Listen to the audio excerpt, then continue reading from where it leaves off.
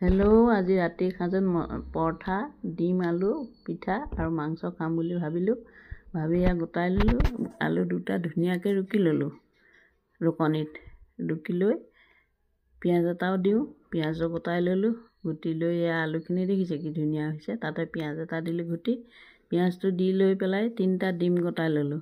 ডিম 3টা বাতিটোত লৈ ঘুটি ল'লোঁ ধুনীয়াকৈ ঘুটি লৈ পেলাই তাত আলুখিনি মিলাই দিলোঁ। দি পেলাই 2টা আলু ডিম মিক্স হোৱাৰ পিছত নিমখ অকণমান দিলোঁ আৰু হালধি অকণমান দিলোঁ। মা মছলা দিয়া নাই, জলকীয়া যিহেতু নাখাওঁৱেই, বেছি জলকীয়াও দিয়া নাই। তাৰপিছত চব 2টা মিলাই লৈ পেলাই টাৱাখন বহাই দিলোঁ। টাৱা বহাই তাত এটা পিঠা দিলোঁ। 2টা হোৱাকৈ বনাইছিলোঁ যিহেতু এটা দিলোঁ। দি পেলাই ঢাকনা মাৰি দিলোঁ। ঢাকনা মাৰি আকৌ লুটিয়াই দিলোঁ। লুটিয়াই আকৌ অকণমান ধুনীয়াকৈ টিপি টাপি দি সিজা কৰিলোঁ। সিজা কৰি আকৌ এটা বহাই দিলোঁ। বহাই এয়া ডিমৰ পিঠা হৈ গ'ল ধুনীয়াকৈ 2টা।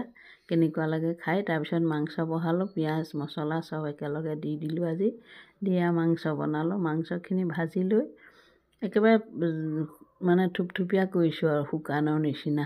এয়া ৰেডি হৈ গ'ল মাংস, ডিমৰ আলুৰ পিঠা আৰু পৰঠা। আজি ৰাতিৰ সাঁজটো এনেকৈয়ে খাই চাম বুলি ভাবিছিলোঁ। খাই বৰ ধুনীয়া লাগে। আপোনালোকেও কেতিয়াবা বনাই খাব পাৰে।